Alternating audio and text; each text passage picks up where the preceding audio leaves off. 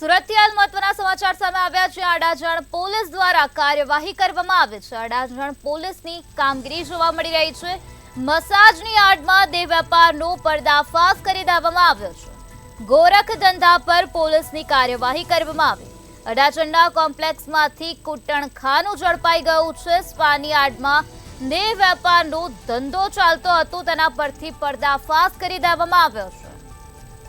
તો સુરતના અડાજણ પોલીસની કામગીરી જોવા મળી રહી છે।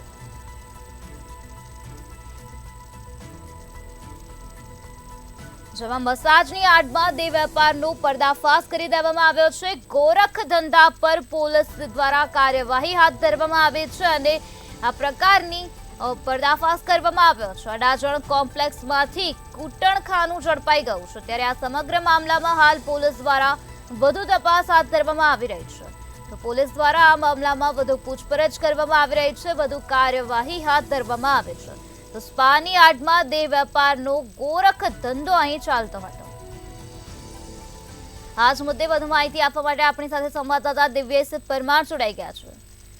જે દિવ્યેશ, સુરતમાં અડાજણ પોલીસની સક્રિય કામગીરી જોવા મળી। મસાજની આડમાં દેહ વેપાર ચાલતો હતો, તેના પર પર્દાફાશ કરવામાં આવ્યો છે। શું છે વધુ માહિતી? બિલકુલ જે પ્રકારે સુરત શહેરમાં અલગ અલગ જગ્યાઓ પર જે પ્રકારે જે વેપારનો ધંધો ચાલતો હોય છે, તેને જ લઈને પોલીસ છે તે ક્યાંક ને ક્યાંક કાર્યવાહી કરતી હોય છે। ત્યારે આવી જ રીતે અડાજણ વિસ્તારમાં તો જે પાણી આડમાં જે વેપારનો ગોરખ ધંધો ચાલતો હતો અને મસાજ પાર્લરની આડમાં જે ગોરખ ધંધો ચાલતો હતો તેને પોલીસે પર્દાફાશ કર્યો છે।